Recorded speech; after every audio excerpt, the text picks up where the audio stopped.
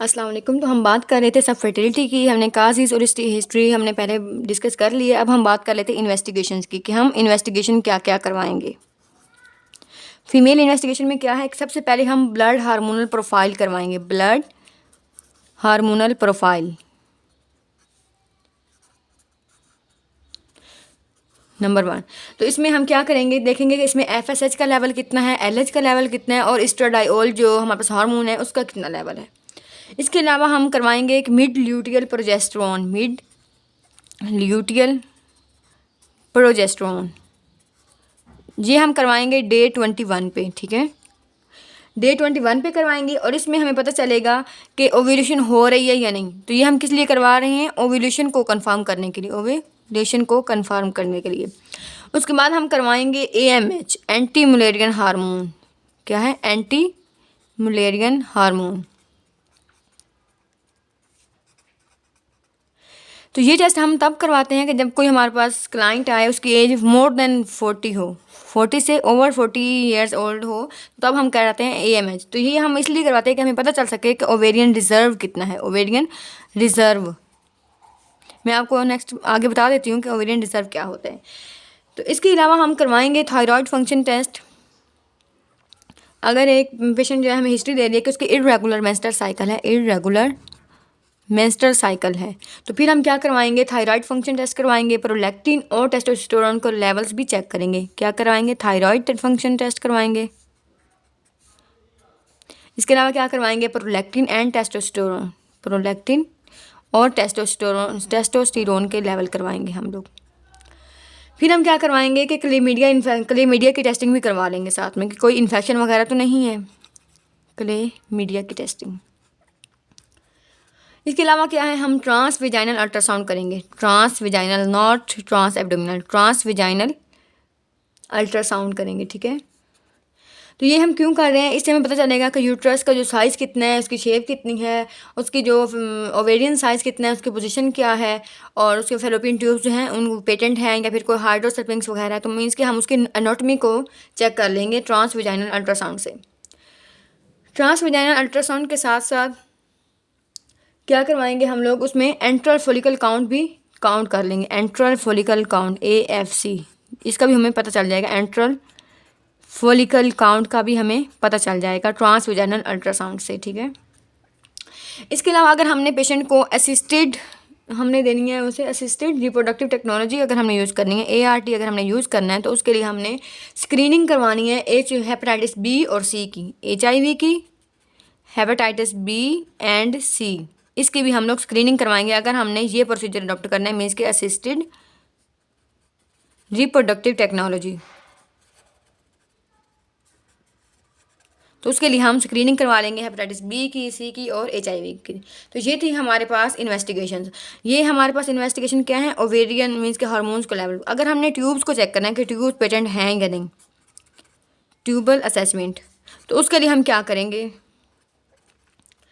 Tube को assess करने के लिए हमारे पास क्या है कि एक्सरे के ज़रिए भी हम चेक कर सकते हैं। एक्सरे के लिए हम क्या करते हैं कि हिस्टेरोसल्पिंजोग्राफी करवाते हैं, HSG, हिस्टेरो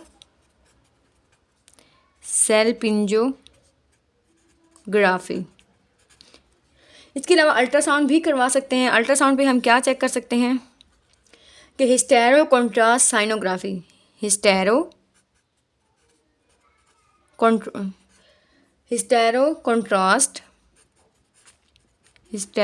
कॉन्ट्रास्ट साइनोग्राफी। तो ये हम क्या करते हैं, अल्ट्रासाउंड पे चेक करते हैं। इसके अलावा हम 3D हिस्टेरो कॉन्ट्रास्ट साइनोग्राफी भी कर सकते हैं।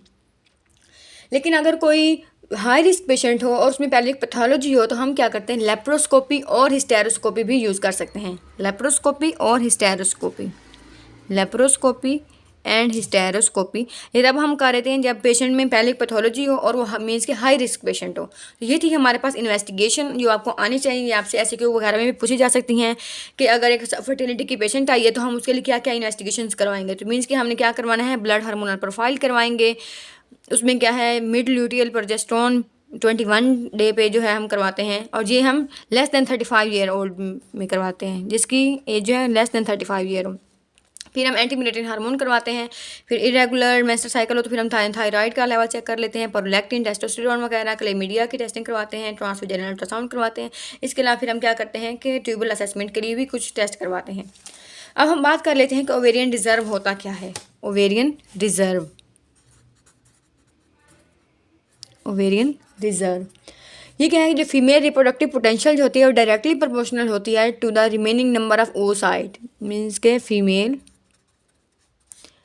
रिप्रोडक्टिव पोटेंशियल क्या है, डायरेक्टली प्रोपोर्शनल है किसके, remaining number of oocyte, remaining number of oocyte। Means के कि जितने ज़्यादा oocyte प्रेजेंट होंगे उसमें रिप्रोडक्टिव पोटेंशियल जो है उतनी ज़्यादा होगी। तो ये हमें क्या है कि ये हमारे पास क्या होती है, ओवेरियन रिजर्व होता है, ओवेरियन रिजर्व।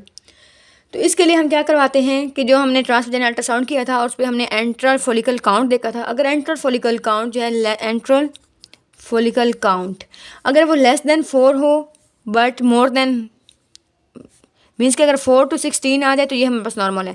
अगर वो 4 से कम होगा तो एंट्रल फॉलिकल काउंट जो है वो कम होगा, और अगर 16 से ज़्यादा होगा तो मीन्स कि वो इंक्रीज़ है। और ये हमारे पास नॉर्मल एंट्रल फॉलिकल काउंट होता है।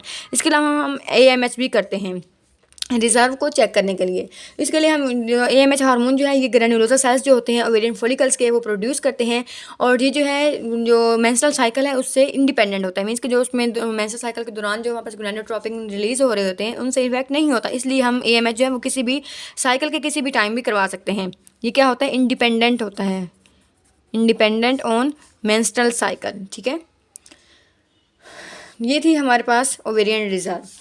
अब हम बात कर लेते हैं कि मेल की इन्वेस्टिगेशंस के लिए हम क्या करवाएंगे। मेल इन्वेस्टिगेशन, मेल इन्वेस्टिगेशन के लिए हम करवाएंगे semen fluid analysis, semen fluid analysis क्या है, semen SFA, semen fluid analysis. याद रखें जब भी हमने हमारे पास कोई पेशेंट आती है सब फर्टिलिटी की, तो सबसे पहले हमने उसे कहना है कि अपने हस्बैंड का सीमन फ्लूइड एनालिसिस करवाएं, और हमने उसे ये बताना है कि वो 2 to 4 डेज़ का एब्स्टिनेंस पीरियड रखें। उसके दौरान टेस्ट करवाने से पहले एब्स्टिनेंस करें, एब्स्टिनेंस करें मीन्स के इंटरकोर्स नहीं करना टेस्ट करवाने से 2 to 4 डेज़ प्रायर। और अगर हमारे पास हमने सीमन फ्लूइड एनालिसिस करवाया है किसी मेल का और वो हमारे पास उसकी फाइंडिंग जो है वो एबनॉर्मल आ जाती हैं, एबनॉर्मल, तो फिर हम पेशेंट को कहेंगे कि 3 मंथ्स के बाद तो दोबारा यही टेस्ट करवाए। आफ्टर 3 मंथ्स वो क्या है, इस टेस्ट को रिपीट करे। ठीक है, और हमारे पास WHO का क्या क्राइटेरिया है, WHO का क्राइटेरिया क्या है, उसमें जब हम सीमन फ्लूइड एनालिसिस करवाते हैं तो उसमें हमारे पास क्या क्या काउंट्स आते हैं। तो उसमें क्या है, सबसे पहले हमारे पास होता है सीमन एनालिसिस, सीमन वॉल्यूम क्या है। जब हमने एनालिसिस करवाया सबसे पहले हम देखेंगे कि सीमन का वॉल्यूम कितना है। तो नॉर्मल वॉल्यूम कितना होना चाहिए, 1.5 ml होना चाहिए, 1.5, ये इसकी लोअर रेंज है, इससे ज़्यादा कम नहीं होना चाहिए, 1.5 ml होना चाहिए सीमन का वॉल्यूम। इसके अलावा क्या है कि स्पर्म की कंसंट्रेशन कितनी होनी चाहिए, स्पर्म कंसंट्रेशन। अगर हमारे पास 1 ml का सीमन वॉल्यूम है तो उसमें कितने मिलियन स्पर्म होने चाहिए, कितने मिलियन स्पर्म्स की कंसंट्रेशन होनी चाहिए, वो नॉर्मल हमारे पास कितनी है, 15 मिलियन पर ml। ये वैल्यूज़ आप लोगों को याद रखनी है, क्योंकि जब आपको कोई सिनेरियो दिया जाता है MCQs में या फिर SAQ में तो आपको नॉर्मल रेंजेस नहीं बताई जाएगी, बल्कि आपको डायरेक्ट बताया जाएगा। फिर आपने खुद ही रूल आउट करनी है कि इसमें क्या चीज़ नॉर्मल है और क्या चीज़ एबनॉर्मल है।